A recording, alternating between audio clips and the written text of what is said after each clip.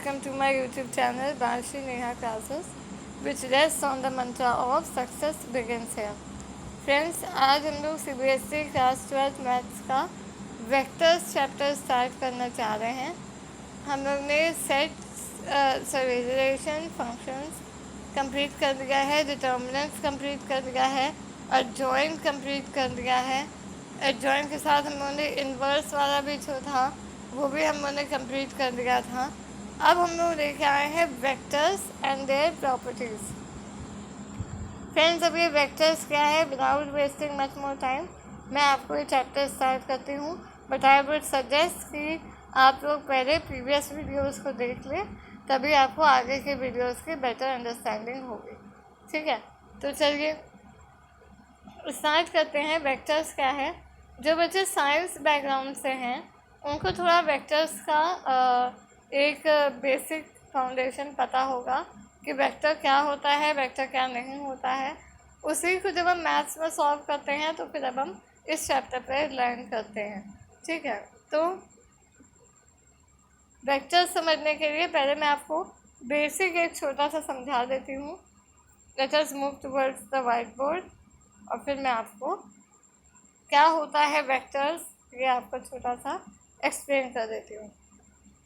Friends देखिए, science में या किसी भी तरह के यूनिट्स जो आपकी होती हैं, वैल्यूज़ होती हैं, वो दो तरह की होती हैं। मतलब we can divide the units और the measurements in two types. First is the scalar quantity and other is the vector quantity. जिन्होंने 10th भी मैथ्स अच्छे से साइंस अच्छे से पढ़ी है तो उन्हें ये पता होगा कि स्केलर वेक्टर क्या होता है, बट फिर भी मैं एक बार आपको समझा देती हूँ। स्केलर क्वांटिटी वो होती है जिसकी केवल वैल्यू होती है, यानी जिसमें केवल मैग्नीट्यूड होता है। डायरेक्शन इसमें नहीं होता है, केवल मैग्नीट्यूड होता है। वहीं पे वेक्टर वो होता है जिसमें वेक्टर क्वांटिटी में मैग्नीट्यूड भी होता है और साथ में उसका डायरेक्शन भी होता है। फॉर एग्जांपल, अगर मैं बोलूँ कि जितनी भी यूनिट्स ऑफ वेट हैं, किलोग्राम, ग्राम, ठीक है, लेंथ है सेंटीमीटर, मीटर, डिस्टेंस है किलोमीटर, मीटर्स, ये सब क्या है, इसमें हम केवल वैल्यू बता रहे हैं, इतने किलोमीटर, इतने ग्राम, इतने लीटर, तो ये सब स्केलर क्वांटिटीज़ है। बट इसी के साथ अगर हम डायरेक्शन भी मेंशन कर दें, हम बोले we are moving 2 kilometre towards north, तो जो नॉर्थ बोल रहे हैं 2 किलोमीटर तो मैग्नीट्यूड वाला पार्ट हो गया और टूवर्ड्स नॉर्थ हमारा डायरेक्शन वाला पार्ट हो गया, मतलब वो फिर हमारी वेक्टर क्वांटिटी है। ठीक है, अगर आपको बेसिक डिफरेंस एक और एग्जांपल से मैं समझाऊं तो आपका बेसिक डिफरेंस होता है, एक एग्जांपल है, एक होता है स्पीड। अगेन जो बच्चे साइंस अच्छे से पढ़े हैं क्लास 10th में फिजिक्स, स्पीड एंड वेलोसिटी, तो उनको ये चीज़ अच्छे से समझ में आएगी। हाँ, जो मान लीजिए जिन्होंने अच्छे से नहीं भी पढ़ा है तो मैं अब आपको बता रही हूँ, आई होप आपको समझ में आ रहा होगा। नहीं आएगा तो मुझे कमेंट बॉक्स में बता दीजिएगा। एक होता है स्पीड और एक होता है वेलोसिटी। ये दो वर्ड्स हैं बट दोनों का मतलब वही है। स्पीड भी होता है 2 kilometre per hour, for example हमने ये दिया है 2 किलोमीटर पर आवर। वेलोसिटी भी हम वेलोसिटी में भी स्पीड लिखते हैं 2 किलोमीटर पर आवर। तो दोनों में अंतर क्या है, दोनों में अंतर सिर्फ इतना है, स्पीड में हम कभी भी डायरेक्शन नहीं बताते। ठीक है, तो इसीलिए स्पीड हमारी स्केलर क्वांटिटी होती है। वही जो वेलोसिटी होती है, वेलोसिटी में हम हमेशा बोलते हैं टुवर्ड्स किस डायरेक्शन पे वो चीज़ स्पीड से चल रही है। मान लीजिए कोई व्हीकल है, वो 2 किलोमीटर पर आवर की स्पीड से चल रही है और वो किस डायरेक्शन में जा रही है, towards north, south, east, west, क्या है, तो ये वेलोसिटी में मेंशन होता है, इसलिए वेलोसिटी जो हमारा होता है ये एक वेक्टर क्वांटिटी है। ठीक है, तो आई होप ये बेसिक डिफरेंस आपको समझ में आ गया है। चैप्टर का मतलब समझ में आ गया है कि हमें इस चैप्टर में आखिर पढ़ना क्या है।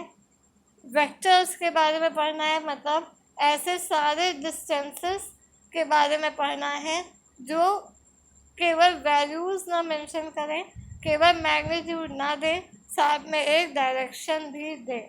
फॉर एग्जांपल एक और एग्जांपल लेते हैं। एक वर्ड होता है डिस्टेंस। अब ये चीज़ फ्रेंड्स बहुत अच्छे से समझिएगा, डिस्टेंस वाली जो मैं बताने जा रही हूँ, क्योंकि यही चीज़ हमें पूरे इस चैप्टर में करनी है। एक होता है वर्ड डिस्टेंस, एक होता है वर्ड डिस्प्लेसमेंट।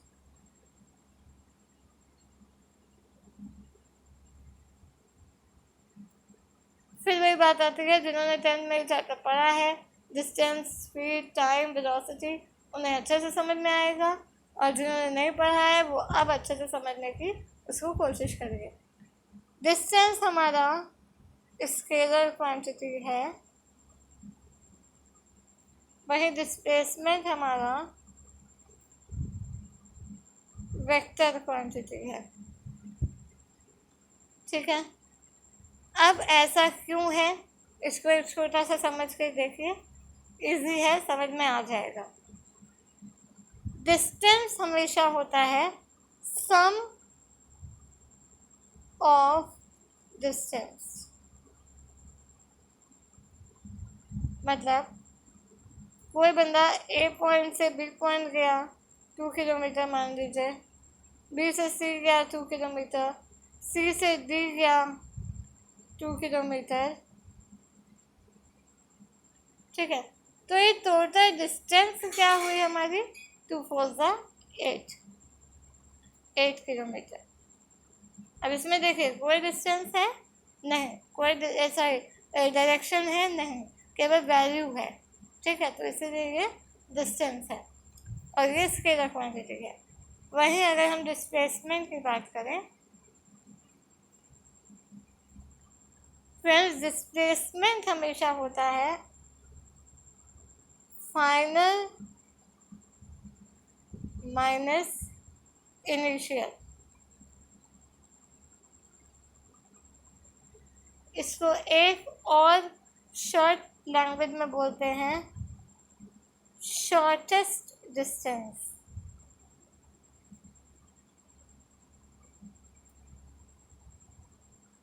ठीक है, ये होता है डिस्प्लेसमेंट, हमारा होता है शॉर्टेस्ट डिस्टेंस। अब इसमें डायरेक्शन होता है, इसीलिए डिस्प्लेसमेंट हमारा वेक्टर क्वांटिटी है। ठीक है, अभी शॉर्टेस्ट डिस्टेंस का क्या मतलब है, इसको थोड़ा सा समझिए। मान लीजिए कोई एक बंदा है, वो ए पॉइंट से, ये ए पॉइंट है, इस पॉइंट से 3 किलोमीटर नॉर्थ चलता है। मान लो ये बी पॉइंट है, फिर इस बी पॉइंट से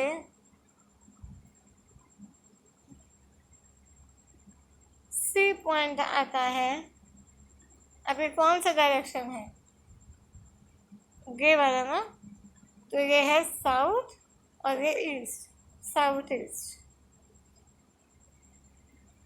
बी पॉइंट से सी पॉइंट पे आता है साउथ ईस्ट में 5 किलोमीटर।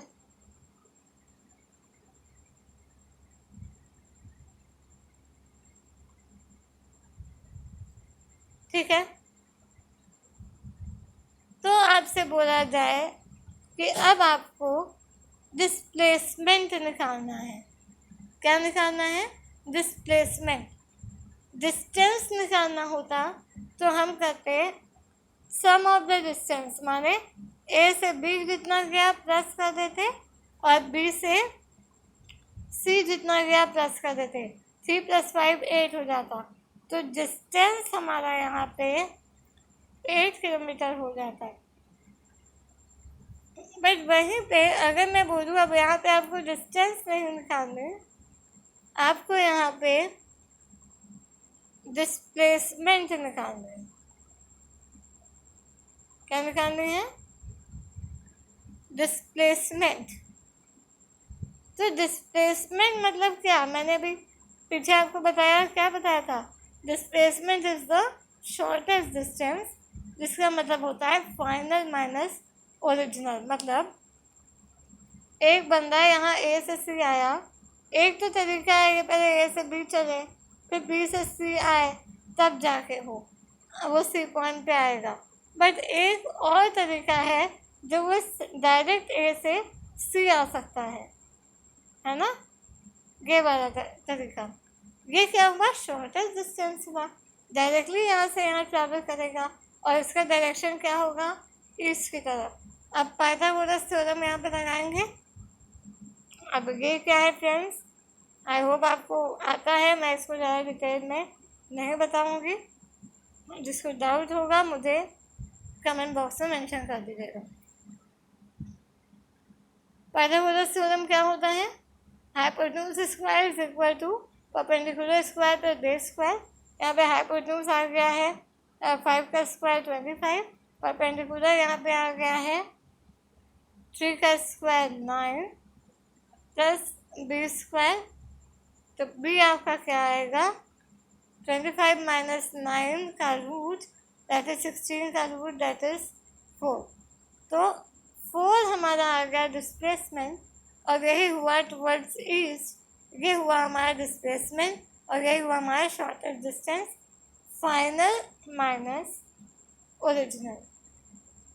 ठीक है।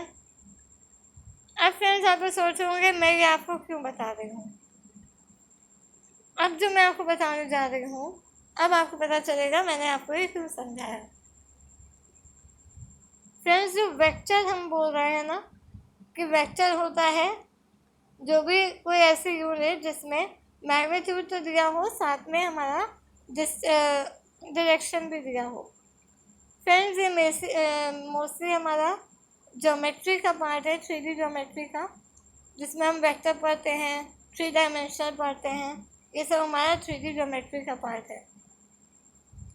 इस पूरे चैप्टर में मेनली हम लोगों को डिस्प्लेसमेंट वाले कॉन्सेप्ट को ही लेकर चलना है। मान लीजिए कोई एक बंदा ए से बी की तरफ जा रहा है, ठीक है, तो हम बोलेंगे ए बी वेक्टर। अब ये जो एरो है ना, यही हमको ये शो करता है कि ये वेक्टर का क्वेश्चन है। मतलब इसमें डायरेक्शन बताया गया है ए से बी की तरफ। ठीक है, तो कोई भी वेक्टर को हम ऐसे शो करते हैं, ए बी वेक्टर।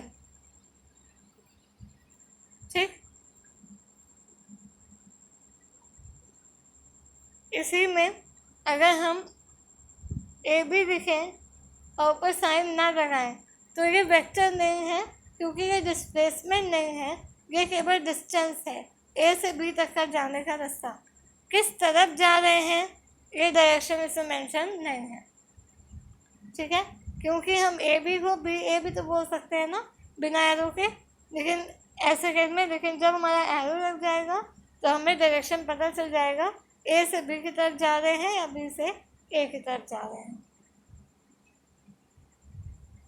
अब ए बी वेक्टर, कोई भी एक वेक्टर क्वांटिटी को हम या तो डायरेक्ट ए बी वेक्टर ऐसे दिखा दें, ओरिजिनल पॉइंट जहाँ से वो चला और फाइनल पॉइंट जहाँ पे वो आया।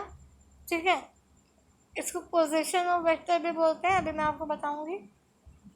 इसको ऐसे भी लिख सकते हैं, बट जो मैथ्स की नोटेशन है उसमें जो वेक्टर होता है उसे एक स्मॉल वेरिएबल से दिखाते हैं, स्मॉल वेक्टर वेरिएबल। अब आप ये ए ले लीजिए, बी ले लीजिए, सी ले लीजिए, आर ले लीजिए और इसके ऊपर वेक्टर लगा दीजिए।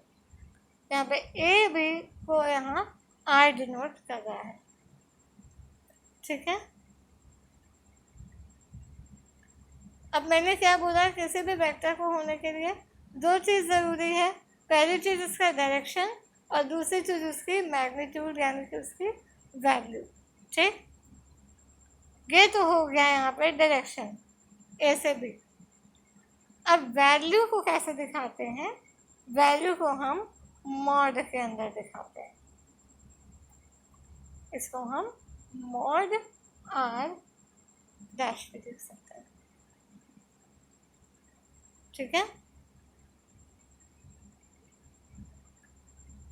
यहीं से हमारा एक फॉर्मूला बन जाता है। आप प्लीज़ इसको नोट डाउन कर लीजिए जो मैं फॉर्मूला बोल रही हूँ। अगर आपको क्वेश्चन बोले फाइंड अ यूनिट वेक्टर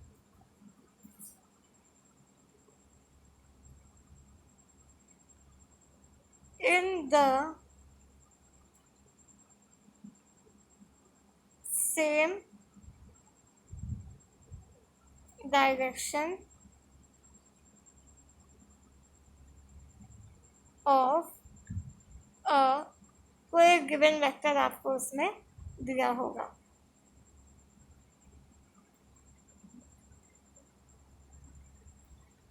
ठीक। आपसे बोलेगा क्वेश्चन में कि आपको फाइंड करना है एक यूनिट वेक्टर जो कि सेम डायरेक्शन में हो कोई गिवन वेक्टर के।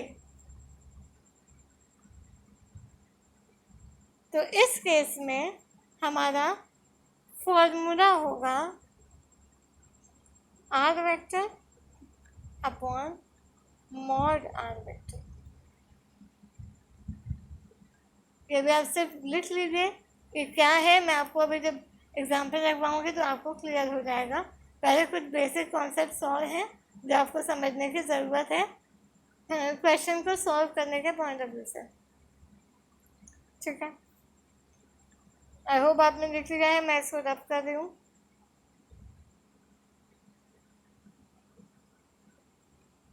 चलिए, तो हमने देखा ए बी एक वेक्टर है जो ए से बी की तरफ जा रहा है, उसको हमने बोला R vector. R vector, A vector, B vector, P vector, Q vector, any vector with a small variable, आप कुछ भी इसको शो कर सकते हैं, ठीक है।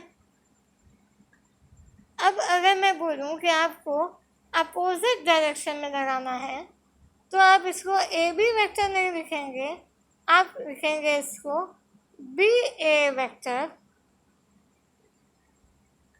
अब इसको लिखने के दो तरीके हैं, या तो बी ए करके आप साइन को बी से ए की तरफ रखिए, या तो फिर ए और बी ही लिखिए बट आप एरो को ऐसे दिखाइए।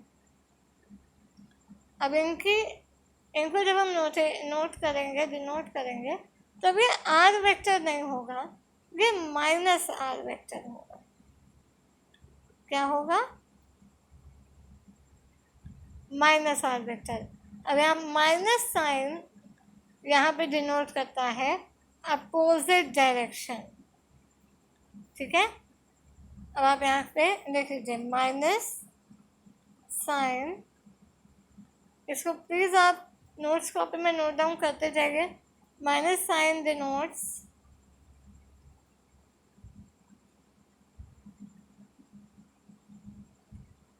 अपोजिट डायरेक्शन,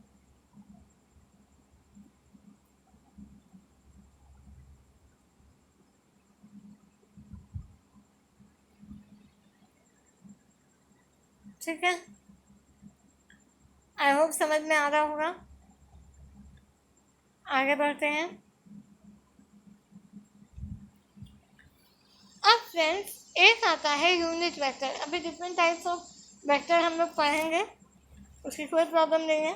इसी लेक्चर में आपको डिफरेंट टाइप्स ऑफ वेक्टर भी पढ़ाऊंगी, क्वेश्चन कैसे सॉल्व करने हैं, फर्स्ट एक्सरसाइज कैसे करनी है, आज हम लोग पूरी फर्स्ट एक्सरसाइज कंप्लीट कर देंगे। तो बिल्कुल भी परेशान होने की ज़रूरत नहीं है, बस पेशेंस रखते हुए इसको समझिए, ठीक है। नया चैप्टर है, बेसिक क्लियर हो जाएगा तो आगे कोई प्रॉब्लम नहीं होगी। चलिए आगे बढ़ते हैं। अब एक चीज़ होती है यूनिट वेक्टर। यूनिट वेक्टर होता है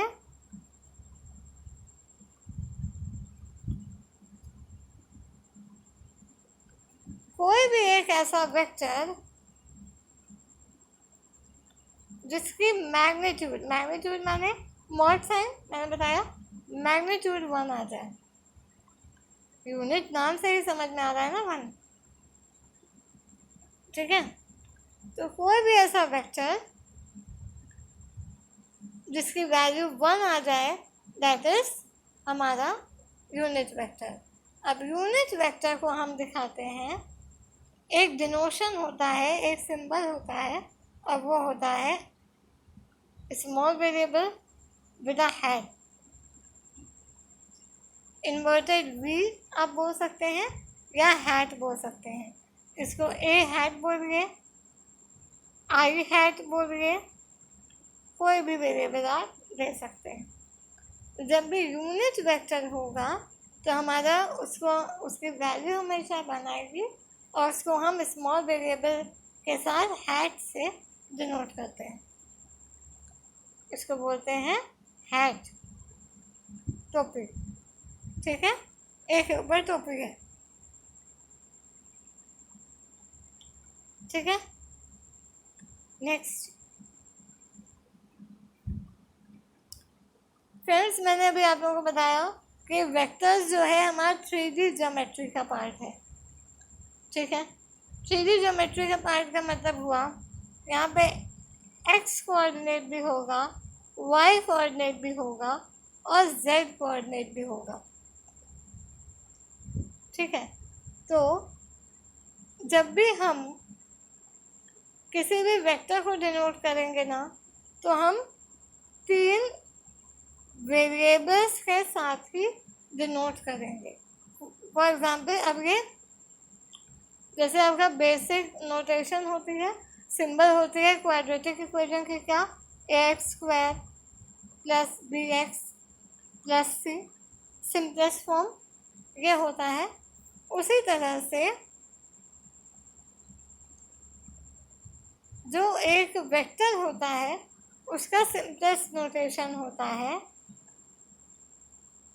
आर वेक्टर, या मान लीजिए कोई भी वेक्टर दिया है, ए वेक्टर बी वेक्टर कुछ भी, उसकी वैल्यू उसको हम डिनोट करते हैं सिंपलेस्ट फॉर्म में x I hat plus Y J hat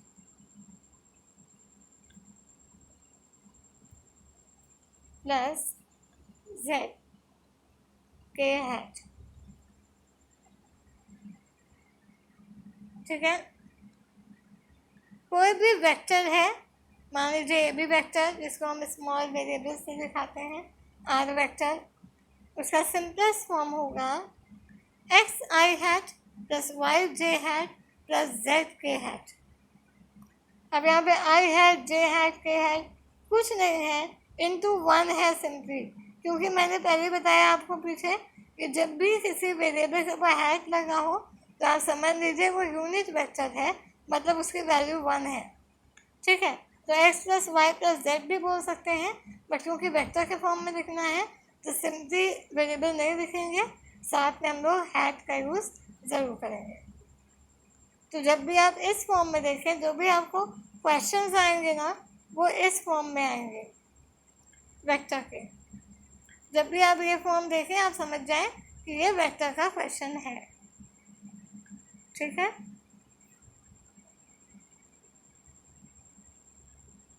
I hope आपने स्क्रीनशॉट ले लिया है या नोट डाउन कर दिया है। अब मैं आगे बढ़ती हूँ।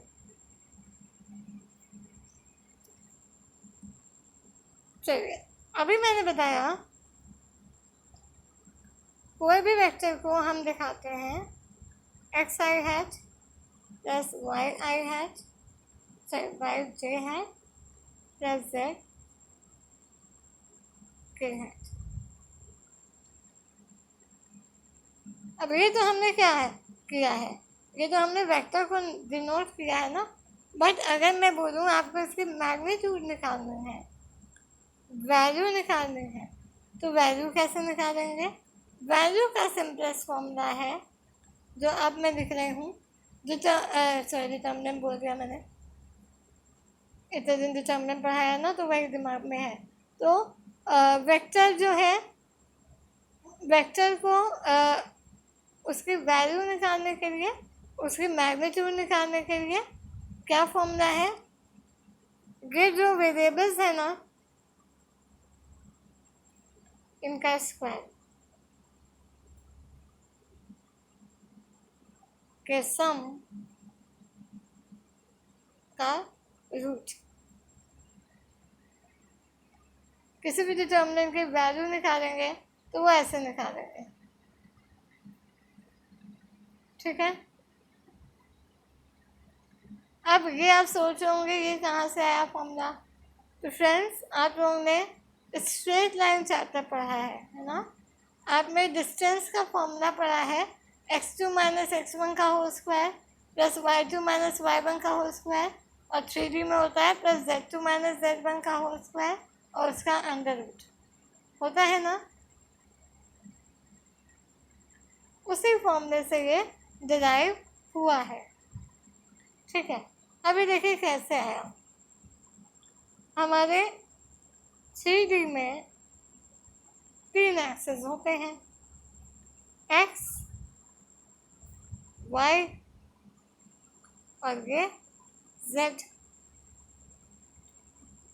और जो होता है हमारा ओरिजिन होता है, और एक वेक्टर क्या क्वांटिटी है?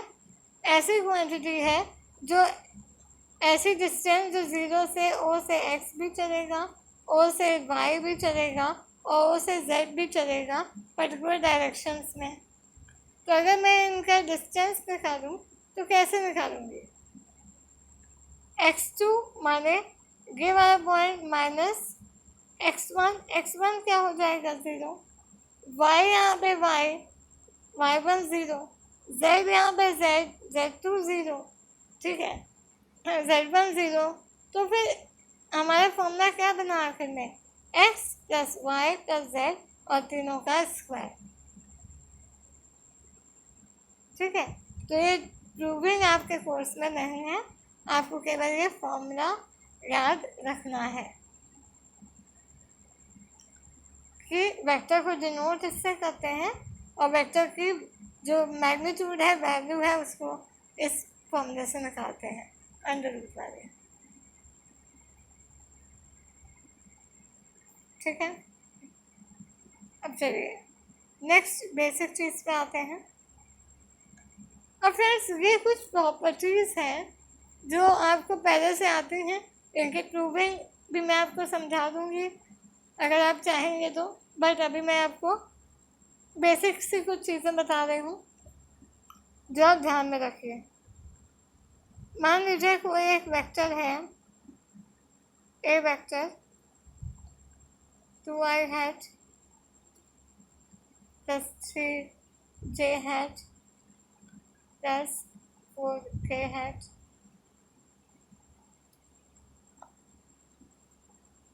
फिर बी वेक्टर एक है 3i हैट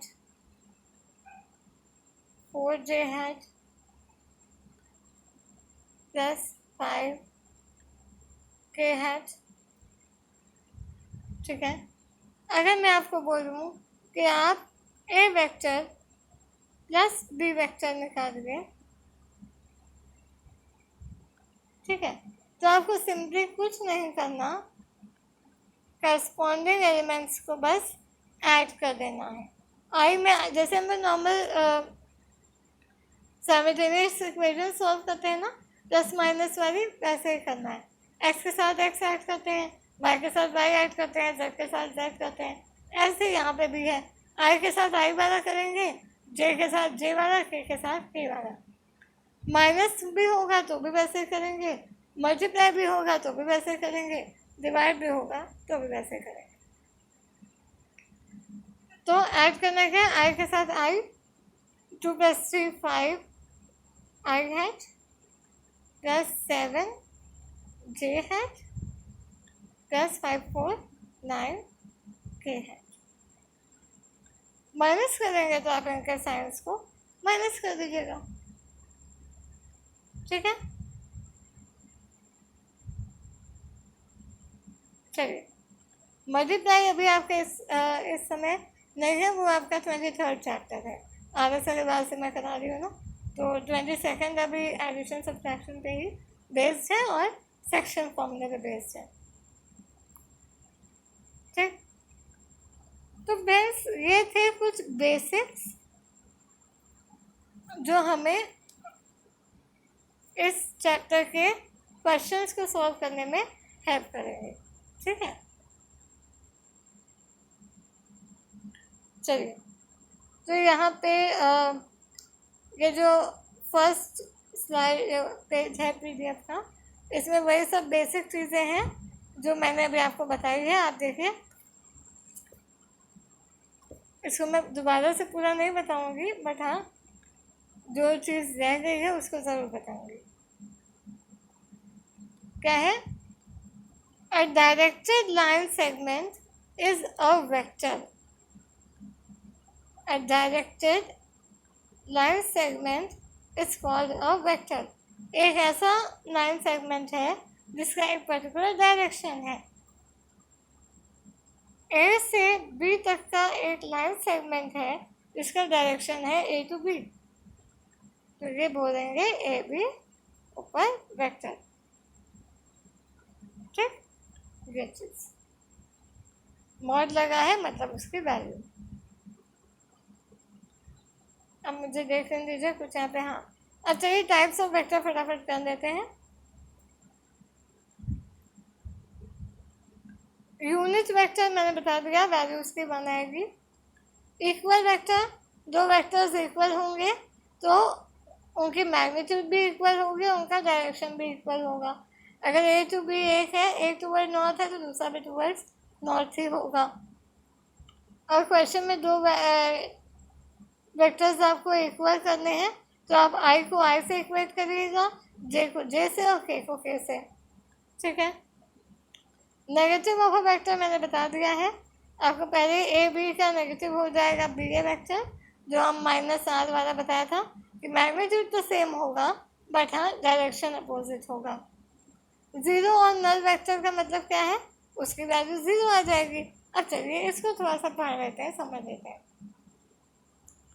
कोई भी चीज़, मैंने क्या बोला था, वेक्टर हमेशा डिस्प्लेसमेंट से लेकर चलेंगे ना, final minus initial, final minus initial. कोई भी चीज़ चली है एक पॉइंट से, मान लीजिए A से चली B तक गई और B से वापस फिर से A आ गई, तो चली भी A और लौटी भी A, तो शॉर्टेस्ट डिस्टेंस हमारा क्या होता है? 0। जहाँ से चली है वहीं पर लौट आई है, मतलब फाइनल भी वही पोजीशन है, इनिशियल भी वही पोजीशन है, तो आंसर हमेशा 0 ही आएगा, ठीक है।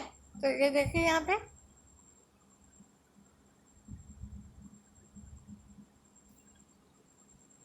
कोई चीज़ A से चली है और A पे ही वापस आ गई है तो वो 0 वेक्टर है, और 0 यहाँ पे O से भी दिखा सकते हैं।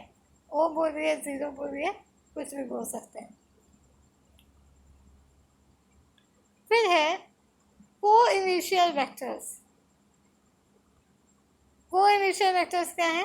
2 or more vectors having the same initial points। अब देखिए ये डायग्राम देखिए, दो वेक्टर्स हैं, एक वेक्टर है OA, डिस्टेंस भी डायरेक्शन भी O से A है, और ये है OB, डायरेक्शन है O से B। पहले वाले का भी इनिशियल पॉइंट O है, दूसरे का भी इनिशियल पॉइंट O है, तो ऐसे दो वेक्टर्स जिनके इनिशियल पॉइंट सेम होते हैं वो हो जाएगा हमारा को इनिशियल वेक्टर्स। फिर है हमारा कोलिनियर वेक्टर फ्रेंड्स। अब ये आपको मुझसे ज़्यादा पता होगा, बहुत शुरू से आप लोग जानते हैं कोलिनियर का मतलब होता है एक ही लाइन में फॉल करना, बट यहाँ पे वेक्टर में थोड़ा सा डिफरेंस है। कोलिनियर केवल एक ही लाइन में फॉल करने को ही नहीं बोलते, पैरेलल वेक्टर्स को भी हम कोलिनियर वेक्टर बोलते हैं। फॉर एग्जाम्पल ए है, ए से बी जा रहे हैं, दूसरा सी से डी जा रहे हैं, और दोनों आपस में क्या है, पैरेलल है, दो लाइंस ऐसे और ऐसे, तो हम बोलेंगे ये दोनों भी आपस में कोलिनियर है। एक लाइन में फॉल करेंगे, जैसे कि ये हमारा डायग्राम है, ये वाला ए बी सी तीनों एक ही लाइन में फॉल कर रहे हैं और तीनों का डायरेक्शन भी एक ही है, तो इसको बोलेंगे, दो वेक्टर है ना, यहाँ पे दो वेक्टर है कि तीन वेक्टर है, तीन वेक्टर है, ए से बी भी है, बी से सी भी है और ए से सी भी है। तो जब एक से ज़्यादा वेक्टर एक ही लाइन पे फॉल करते हैं या फिर आपस में पैरेलल होते हैं तो उनको कोलिनियर वेक्टर बोलते हैं। अब है दो चीज़ें, लाइक वेक्टर, अनलाइक वेक्टर। क्या चीज़? लाइक वेक्टर नाम से ही समझ में आ रहा है, डिस्टेंस सेम होगा, सॉरी डायरेक्शन सेम होगा। देखिए यहाँ पे इस डायग्राम में ए से बी माने ये डायरेक्शन भी है, बी से सी भी यही डायरेक्शन है और ए से सी भी यही डायरेक्शन है, तो ये हमारा लाइक वेक्टर है। मतलब ऐसे कोलिनियर वेक्टर्स जिनके डायरेक्शन सेम हो वो हो जाते हैं हमारे लाइक वेक्टर्स। और अनलाइक वेक्टर क्या होंगे? ऐसे दो वेक्टर्स जिनके डायरेक्शन आपस में अपोजिट हो और वो कोलिनियर भी हो, तो उसको बोलेंगे हम अनलाइक वेक्टर्स। ठीक है, जैसे इस डायग्राम में देखिए पी क्यू हमारा और आर एस दो वेक्टर हैं, आपस में क्योंकि पैरेलल है तो इसका मतलब ये हमारे कोलिनियर वेक्टर तो हुए, बट ये लाइक नहीं हुए क्योंकि एक पी से क्यू जा रहा है और एक एस से आर जा रहा है। ठीक है, अगर इसी डायग्राम में जो ऊपर वाले में मैं बोलूँ ए है, ए बी सी, ठीक है, अगर मैं ए बी बी सी और ए सी वेक्टर बोल रही हूँ तो वो लाइक वेक्टर है। लेकिन अगर मैं ए बी वेक्टर एक बोल रही हूँ, एक वेक्टर मैंने बोल दिया ए बी वेक्टर और दूसरा वेक्टर मैंने बोल दिया सी ए वेक्टर, तो एक है ए से बी, कोलिनियर तो है ना, तो लाइक और अनलाइक देखने के लिए पहले कोलिनियर देखेंगे। कोलिनियर माने या तो एक लाइन में आएगा या तो पैरेलल होगा। कोलिनियर तो है बट के डायरेक्शन सेम है नहीं, एक ए से बी जा रहा है टुवर्ड्स ईस्ट राइट हैंड की तरफ और एक सी से ए जा रहा है यानी कि इस डायरेक्शन है, तो उसी लाइन में वेक्टर बट डायरेक्शन इसका अपोजिट है, इसलिए अनलाइक वेक्टर है।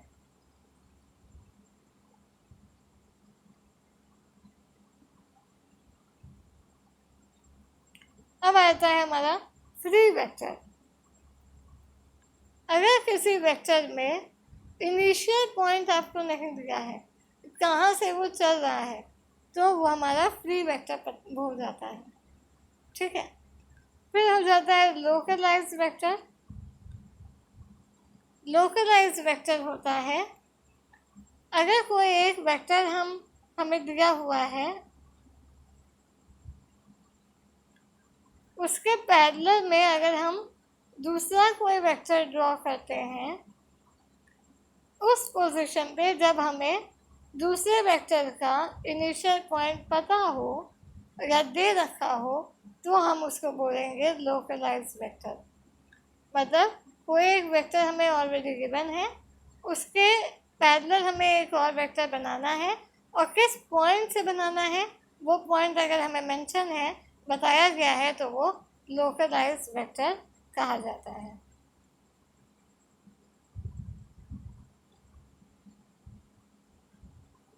ठीक है, कोप्लेनर वेक्टर मैंने पहले बताया हम लोग ये जितना भी पढ़ रहे हैं ये कोप्लेनर वेक्टर ही पढ़ रहे हैं, एक ही प्लेन में फॉल कर रहा है, एक्स वाई जेड।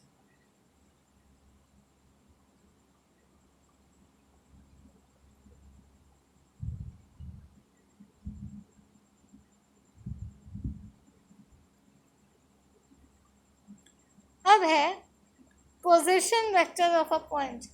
मान लीजिए कोई एक वेक्टर है ओ ए, तो जो उसकी फाइनल पोजीशन है ना वो हमारी हो जाती है उसका पोजीशन। ठीक है, तो ओ ए वेक्टर में ए जो है वो पोजीशन वेक्टर है। Position vector of A is, जो हमारी वेक्टर की जो स्मॉल वेरिएबल में जिससे डिनोट करते हैं ना, वही हमारा हो जाता है पोजीशन वेक्टर। अब ये तभी होता है जब हमारा ओ से स्टार्ट हो, यानी ओ हमारा ओरिजिन हो। मतलब अगर कोई ओरिजिन से कोई एक पॉइंट चल रहा है ए की तरफ, तो इसमें इसका पोजीशन वेक्टर हो जाएगा स्मॉल ए वेक्टर, जो हमारे वेक्टर का फॉर्म होगा सिंपली। ये हो गए हमारे टाइप्स ऑफ वेक्टर। अब जल्दी से एग्जाम्पल छोटा सा देख लेते हैं। ये आपको सबको पता है, classify the following measures as scalar and vector. इसमें कुछ नहीं है जिसमें डिस्टेंस डायरेक्शन मेंशन होगा, north south east west, towards right towards left, towards up towards down, upward downward rightward leftward. अगर ऐसा हो, नॉर्थ साउथ ईस्ट वेस्ट हो, डायरेक्शन दिया होगा तो वो वेक्टर होगा, डायरेक्शन नहीं दिया है तो वेक्टर नहीं होगा। अब ये क्वेश्चन देखिए, represent graphically a displacement of 50 kilometre 60 degrees west of north. और हमें ग्राफ बनाना है ना, और नॉर्थ बनाना है, तो हमने नॉर्थ साउथ ईस्ट वेस्ट पहले बनाया, और फिर हमें नॉर्थ से 60 डिग्री बनाना है ना। प्रोटेक्टर को इस लाइन में रख के हम एक 60 डिग्री की लाइन खींचेंगे और उसे आर्बिट्ररी कहीं पे भी 50 किलोमीटर मेंशन कर देंगे। आपको स्केलिंग करने की ज़रूरत नहीं है। वेक्टर एडिशन क्या होता है मैंने बता दिया है।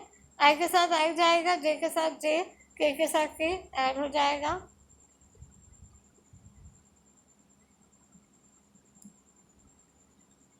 अभी triangle law of addition of vector क्या है और parallelogram law of addition vector क्या है, ये देखिए।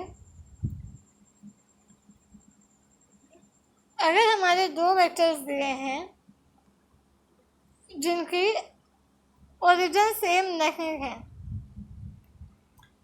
ए है, ए वेक्टर है हमारा ओ ए,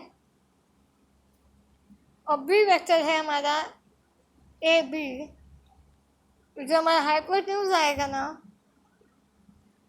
वो हमारा आएगा इन दोनों वेक्टर्स का सम। इसी को बोलते हैं triangle law of addition of vectors. ठीक है, जब हम ट्रायंगल ड्रॉ करके दो वेक्टर्स मेंशन करते हैं जिनका ओरिजिन सेम नहीं होता, तो बाकी दोनों लाइन का जब ऐड करते हैं तो हमारा तीसरी लाइन हाइपोटेन्यूज आ जाता है। अब ऐड करने पे हाइपोटेन्यूज ही आएगा फ्रेंड्स, क्योंकि हाइपोटेन्यूज बड़ा होता है बाकी दोनों साइड से। ठीक है,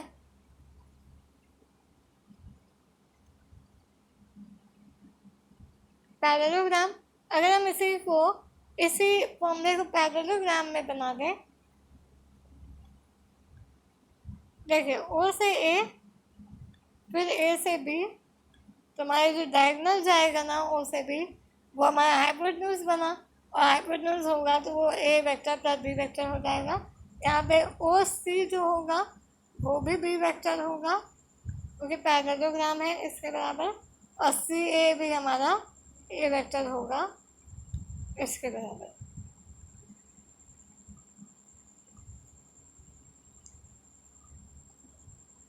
अभी कुछ laws of addition of vectors हैं,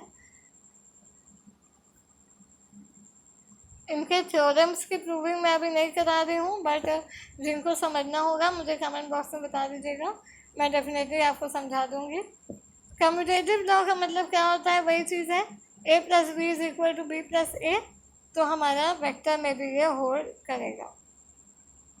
ए vector plus B vector is equal to B vector plus A vector. क्यों? अभी जो हमने व्हाइट बोर्ड पे क्वेश्चन सॉल्व किया था, अगर हम दूसरे वाले को पहले लिख दें, पहले वाले को बाद में लिख दें, तब भी हमारा आंसर तो सेम ही आएगा ना। एसोसिएटिव लॉ जो होता है वो भी वेक्टर में होल्ड करता है। वो क्या होता है, दो को एक साथ लेके तीसरे को अलग कर देना। ए प्लस बी प्लस सी अगर है तो पहले ए और बी को एक ब्रैकेट में देंगे, बाद में बी प्लस सी को एक ब्रैकेट में देंगे, दोनों का आंसर सेम आएगा। Existence of additive identity. Additive identity क्या होता है, कोई भी एक नंबर में कोई ऐसा नंबर हम ऐड करें जिसको ऐड करने पे उसी नंबर की आइडेंटिटी आ जाए, मतलब सेम नंबर आ जाए, तो ऐसा क्या नंबर होता है, ज़ीरो। तो वेक्टर में भी एडिटिव आइडेंटिटी होती है। ए वेक्टर में अगर हम ज़ीरो ऐड करेंगे तो वो ए वेक्टर ही रहेगा, चेंज नहीं होगा, क्योंकि आई जे के में कुछ भी हम ऐड नहीं कर रहे होंगे, इसलिए वो सेम ही रह जाएगा।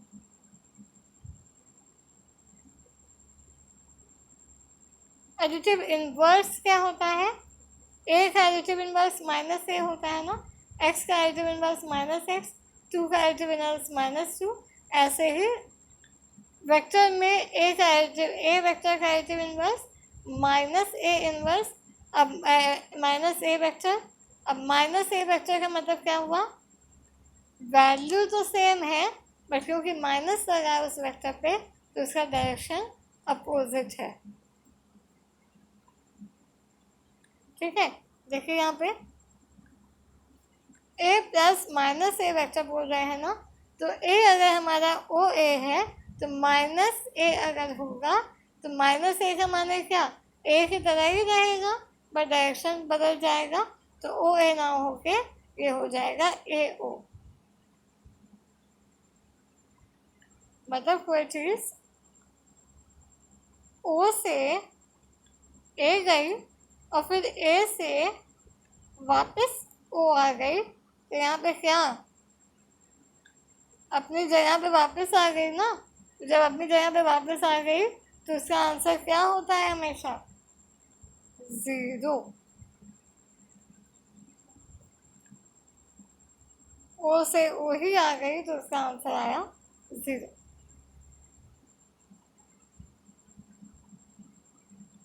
अब डिफरेंस वाला भी वैसे ही है फ्रेंड्स, आई में से जे माइनस कर, आई में से आई माइनस करिए, जे में से जे, के में से के। अब है an important remark, A B vector का मतलब हुआ, मैंने पहले बताया था, position vector of B minus position vector of A. अब पोजीशन वेक्टर क्या होता है मैंने पहले ही बताया है, कोई भी वेक्टर है जिसका ओरिजिन ओ है, ज़ीरो है अगर, तो उसकी जो नॉर्मल वैल्यू है ना आई जे के फॉर्म में, वही होता है उसका पोजीशन वेक्टर। तो हमेशा वेक्टर हमारा डिस्प्लेसमेंट की तरह चलता है ना, फाइनल माइनस इनिशियल, तो ए बी वेक्टर का मतलब हुआ position vector of B minus position vector of A, और बी ए वेक्टर का मतलब हुआ बाद वाले का पहले position vector of A minus position vector of B.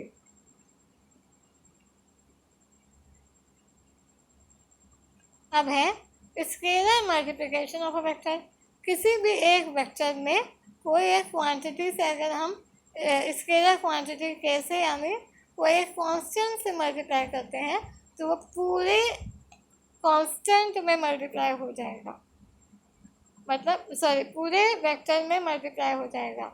आई जे के अंदर लिखेंगे और बाहर वाला जो के वाला पार्ट है वो बाहर, जब हम ब्रैकेट नॉर्मली खोलेंगे तो वो आई से भी मल्टीप्लाई होगा, जे से भी मल्टीप्लाई होगा, के से भी मल्टीप्लाई होगा, इसलिए हम इसको के को कॉमन ले सकते हैं और अंदर इसको लिख सकते हैं ए वेक्टर का मोड, मतलब जो वेक्टर की वैल्यू है उसमें पूरे को के से मल्टीप्लाई कर देना है। अब दो चीज़ें केस यहाँ पे अराइज होता है, एक हो सकता है कि ग्रेटर देन ज़ीरो हो और एक हो सकता है कि लेस देन ज़ीरो हो, यानी माइनस में हो।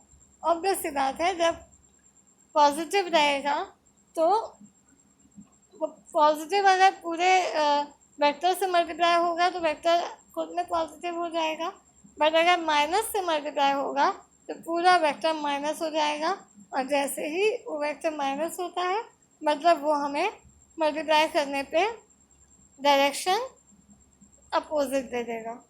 ठीक है, तो यही यहाँ पे लिखा है, direction of K A vector is same as that of A vector when K is greater than zero, और अपोजिट ऑफ ए वेक्टर हो जाएगा जब K is less than zero.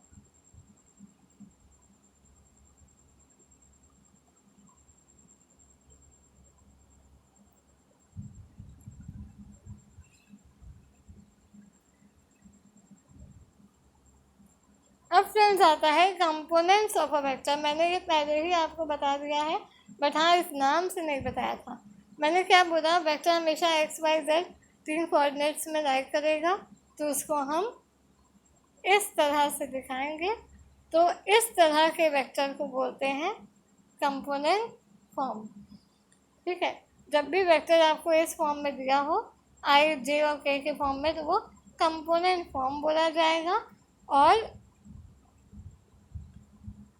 जो उसमें ये एक्स वाई और जेड है उनको बोला जाएगा स्केलर कंपोनेंट्स। क्यों? उसका कोई डिस्टेंस नहीं है ना, वो स्केलर क्वांटिटी है। और आई जे के जो है हमारा एक्स आई वाई जे और जेड के अगर साथ में रहेंगे, तो क्योंकि वो वेक्टर के साथ में वेरिएबल है और वेक्टर हमेशा डायरेक्शन देता है, तो इसीलिए जो एक्स आई है, वाई जे है, जेड के है, तो वेक्टर कंपोनेंट्स है जिनमें डायरेक्शन दिया हुआ है आई हैड जे हैड के हैड की वजह से। और अगर केवल एक्स वाई जेड है तो उसमें डायरेक्शन नहीं है, तो वो स्केलर कंपोनेंट्स है। फिर ये फॉर्मूला मैंने आपको अभी पीछे बता दिया है।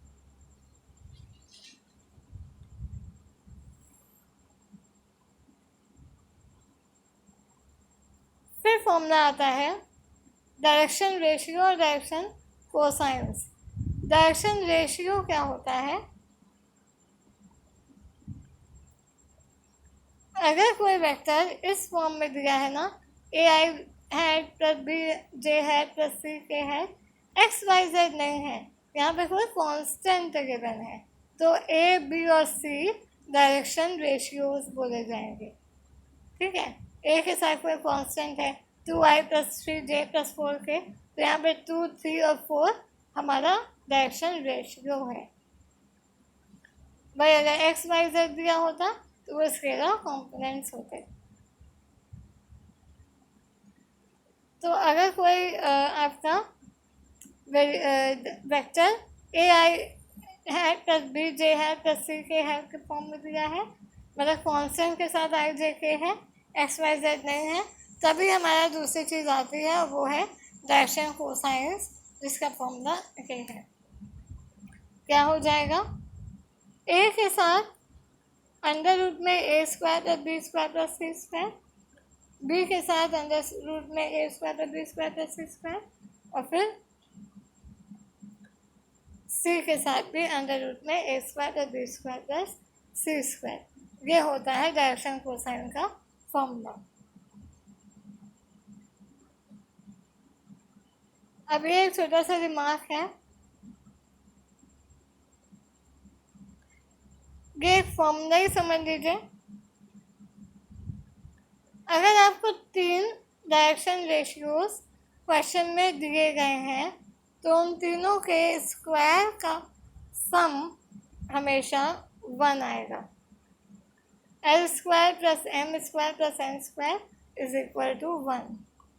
अगर 3 डायरेक्शन कोसाइन दिए हैं तो तीनों के स्क्वायर का सम हमेशा 1 आएगा। ठीक है, लास्ट रिमार्क देख लेते हैं। इफ ए का पॉइंट दिया है, बी एक पॉइंट दिया है, तो उनके डायरेक्शन रेशियो क्या होंगे। अब मैंने आपको बताया था ना डायरेक्शन रेशियो क्या होता है, केवल कांस्टेंट वाला पार्ट। तो क्योंकि ए से बी चला है ना, तो x2 माइनस x1 होगा, y2 माइनस y1 होगा और z2 माइनस z1 होगा। x की जगह पे x2 माइनस x1, तो a की जगह पे x2 माइनस x1, b की जगह पे y2 माइनस y1 और c की जगह पे z2 माइनस z1। ठीक है, तो ये हो गए हमारे, जब a और b दो पॉइंट दिए हों तो उनके डायरेक्शन रेशियोज हो जाएंगे ए बी सी, सॉरी ए तीनों के पॉइंट्स। तो ए निकालने के लिए क्या चाहिए हमें, ए निकालने के लिए ए वाला एक्स वाला पॉइंट चाहिए, माने डिस्टेंस चाहिए, माने x2 माइनस x1, दूसरे वाले के लिए y2 माइनस y1 और तीसरे वाले के लिए z2 माइनस z1। और अगर साथ में वो बोल दे कि आपको इसका डायरेक्शन कोसाइन निकालना है, तो सब में आप अपॉन में r लगा देंगे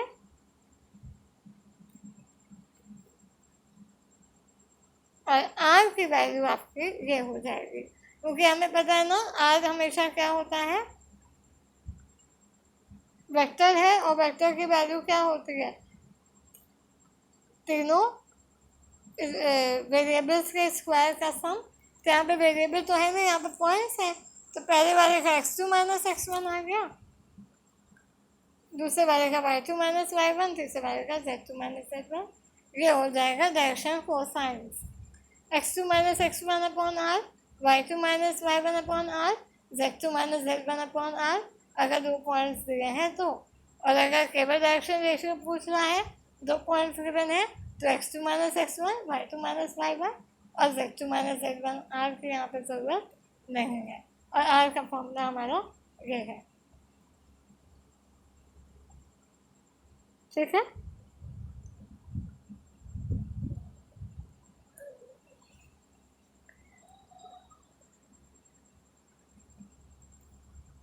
अभी एग्जाम्पल्स हैं फ्रेंड्स, आपको कुछ नहीं करना है।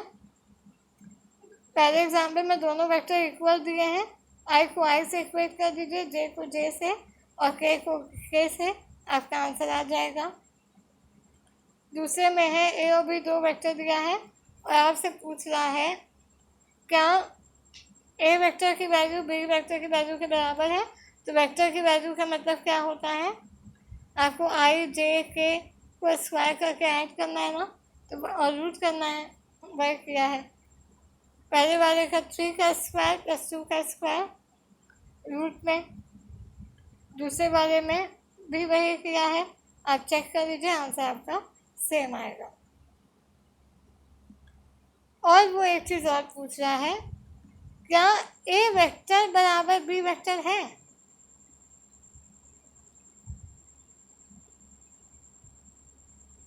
ए वेक्टर की वैल्यू बी वेक्टर की वैल्यू के बराबर तो है, बट क्या ए वेक्टर हमारा बी वेक्टर के बराबर है,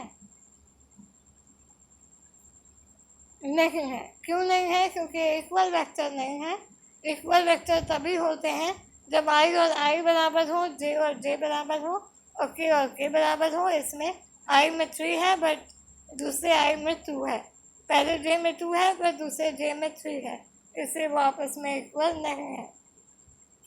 फिर ये आया find unit vector in the direction of the vector. ये मैंने आपको अभी जब व्हाइट बोर्ड में बताया था फॉर्मूला, ये फॉर्मूला है, जो वेक्टर दिया है वो लिखिए, अपॉन में उसका वैल्यू निकालिए इस फॉर्मूले से, X square plus Y square plus Z square का रूट, और फिर आपस में उसको डिवाइड कर दीजिए।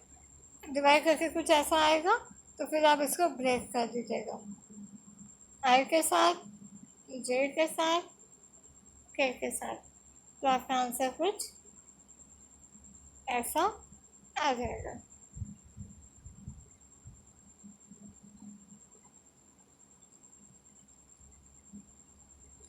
Fourth है, write the vector magnitude 15 units in the direction of the vector.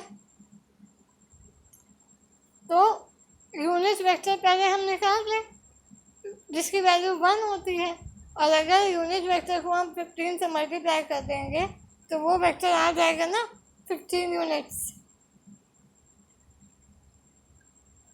ठीक, तो पहले यूनिट वेक्टर जिसकी वैल्यू 1 होती है वो निकाल देते हैं नॉर्मल इसी फॉर्मूले से, ए वेक्टर अपॉन मॉड ए वेक्टर। फिर जो आंसर आएगा उसको इंटू 15 कर देंगे तो आंसर हमारा 15 टाइम्स हो जाएगा।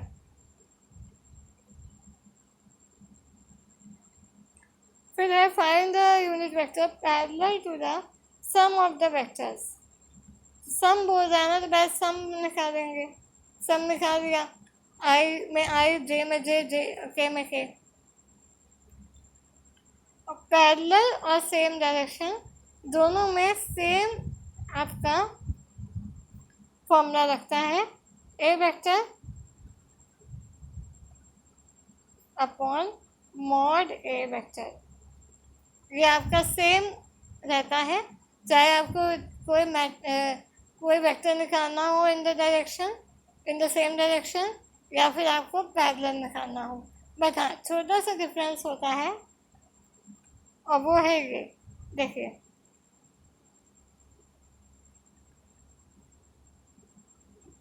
जब हम normal in the same direction निकालते हैं ना तो जो हमारी डिटर्मिनेंट ए की वैल्यू आती है वो रूट में आती है, और रूट को सॉल्व करके हमारा मान लो एक्स है कोई वैल्यू तो प्लस माइनस में लिखते हैं ना। बट जब सेम डायरेक्शन में है तो माइनस वाले को तो हम इग्नोर करेंगे नहीं, सॉरी इग्नोर कर देंगे, प्लस वाले माइनस लिखेंगे तो है नहीं, तो इसीलिए सेम डायरेक्शन वाले में केवल प्लस वाले को रखते हैं। बट पैरेलल में हम प्लस माइनस दोनों लेते हैं। क्यों? पैरेलल तो ये दोनों वेक्टर है ना, अब ज़रूरी नहीं है कि सेम डायरेक्शन में हो। अगर एक इस डायरेक्शन में है और दूसरा अपोजिट डायरेक्शन में है बट तब भी ये पैरेलल तो है ना, तो हम यहाँ पे प्लस माइनस दोनों को इंक्लूड करेंगे। तो रूट अगर आएगा सॉल्व करेंगे तो रूट सॉल्व करने के बाद जो भी वैल्यू आएगी पैरेलल के केस में प्लस माइनस दोनों लिखेंगे, और अगर केवल सेम डायरेक्शन बोल रहा है तो हम केवल प्लस वाला लिखेंगे, माइनस वाला इग्नोर कर देंगे। ठीक है friends, I hope this much is clear. आप और एग्जाम्पल्स को सॉल्व करिएगा। आई होप आप लोगों को समझ में आ गया होगा। सेक्शन फॉर्मूला मैं अभी नहीं बताऊंगी, नेक्स्ट वीडियो में बताऊंगी। थोड़ा थोड़ा करेंगे बट अच्छे से करेंगे। इससे रिलेटेड जितने एग्जाम्पल्स हैं आप कर लीजिए, एक्सरसाइज लगा लीजिए, और जो भी डाउट हो मुझे कमेंट सेक्शन में बता दीजिएगा। फ्रेंड्स, अगर आपको मेरे लेक्चर अच्छे लग रहे हो तो काइंडली चैनल को सब्सक्राइब करिए। Do not forget to hit the bell icon, क्योंकि जितना आप बेल आइकन को हिट करेंगे तभी आपको नोटिफिकेशन मिलेगी जब मैं कोई भी नया वीडियो लेके आती हूँ। और फ्रेंड्स प्लीज़ कमेंट ज़रूर करिए, लाइक करिए, and please do not forget to share with others, क्योंकि as we all know that sharing is caring. So for now, thanks for watching and thank you.